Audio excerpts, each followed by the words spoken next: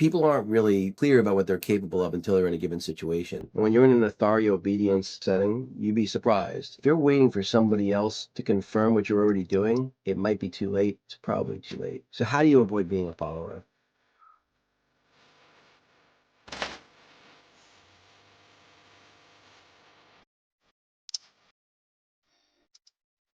Most people follow the crowd. The latest app, crypto, influencer, get rich quick scheme. Doing what everyone else is doing feels safe, but it's the exact opposite. Not me, I bet you're saying. I'm not a follower. You'll be shocked to hear how many of you are without realizing it. Let me show you how not to follow the crowd, to think for yourself, and find the path less traveled to success and happiness. As human beings, we are wired to follow. Most people follow others, your social instincts. You're just wired that way for survival. Hey, if everyone else is doing it, it must be right. So I want to share two experiments with you that, really cemented for me the understanding that, not just everybody else, but myself included, like you have to assume it affects you too. In the 1960s, there was something called the Milgram Experiment. What they basically did was they had this experiment where they had a teacher and a student, and they basically say this is an experiment to teach people how to learn better. They say they're going to randomly select who's going to be the teacher and who's going to be the student, but the whole thing is rigged. So the person who is the student is pre-selected. It's the other person who's kind of in on it, and he's given this console where he presses a button and it sends an electric shock to the person in the other room that they just see get wired up. They can't see the person, but they're separated by like a very thin wall where the person can pretty much hear everything. And it's all done for show. And so the instructions the teacher is given is that every time the person gets the question wrong, he's supposed to give them a shock. And then each time they're supposed to escalate it one more setting. And then if they get it wrong again, they give them a shock. Believe it or not, 67% of people go all the way to the top setting, even to the point where, because I think at around 100 volts, the person is basically screaming. They're basically saying they have a heart condition, that they want to stop the experiment, and the person continues to deliver the shocks all the way past 250.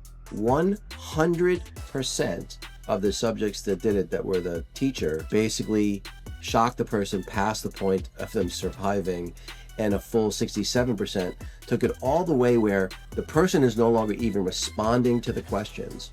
And the person in the lab coat is saying, no, you have to keep shocking them. No response is the same as getting it wrong. And so they're shocking what they believe basically is a dead corpse. People aren't really clear about what they're capable of until they're in a given situation. And when you're in an authority obedience setting, you'd be surprised. The other one I want to talk about is another study called the Asch experiment that was done in the 1950s. This one, basically what they do is they have like a dozen people in a room, and everyone that's in the room, except for one person, are all in on it. And what they do is they show a test line, and then they show 3 lines, A, B, and C, and it's very obvious which one it is the same length as.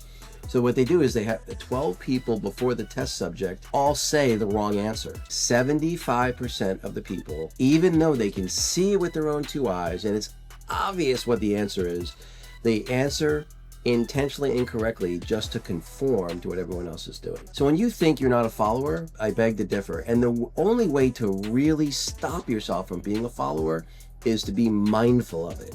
You have to be self-aware and humble enough to be like, am I following along? Am I taking in new information? Am I being open-minded to the fact that this isn't the right approach? Being skeptical about what you're being told. And the reason why following blindly is so risky, if it's not obvious, is that it's a loss of independence.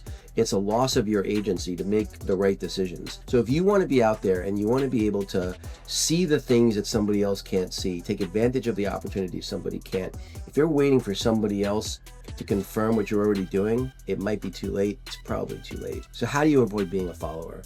First, you have to question everything critically. This isn't being a Debbie Downer and just saying no to everything or thinking nothing can't work. It's about thinking critically. If you listen to how Joe Rogan does his podcast, part of what makes his approach so appealing is he's open-minded to whatever people might come on and talk about. The moon landing was fake, the earth is flat, whatever it might be. But he asks questions. And he does so in a polite and respectful way, but he's clearly being a critical thinker. He's asking questions, and he's never just going to take somebody's opinion for it, especially if someone takes the authority position like, I know better because I have this degree or I have this certification. If anything, that's a red flag. A person who's truly knowledgeable doesn't have to point to their credentials. They're able to back up their point of view with logic and facts and data. You have to be able to embrace the very, very uncomfortable position of standing out. I know I think it was on X, there was a professor in a class. He basically kicks someone out of class, and he does so in a very rude and impolite way, completely unfairly. And then the point he makes is, why did all of you let me do that and not stand up and say anything? I was clearly bullying someone. I was clearly being unfair, and you all allowed me to do it. And he uses that as a point, psychology class, to make the point about people comply and accept authority. And you have to be comfortable in standing out. If you want to be able to get unusual results, you have to be willing to be that unusual person that's going to think differently, that's going to think for themselves, that's going to take action. Last thing I would say too, is think about seeking mentors or coaches, but not gurus. When you start feeling that things are like cult-like, it should be a red flag, a flashing neon sign that maybe that's not the people you want to be following. Seek mentors that are knowledgeable, that have experience, that when they give you your point of view, they don't just tell you what to think or what to do, they tell you why. That's the kind of person you want to be learning from, not the person who expects any kind of blind faith. I'll leave you with this. Everyone doesn't think they're a follower. Some interesting statistics that really blew me away. Somewhere between 70 to 90% on any given task believe they're above average. 70% of people believe they're above average intelligence. And this last one cracked me up.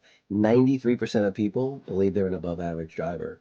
Your perspective on yourself is not objective. And I don't mean you, I don't mean me, I mean everybody. Assume you're biased, and you'll be able to make better decisions. Take ownership of your path, be a leader, not a follower, and you'll get the uncommon results that I think most of you are looking for.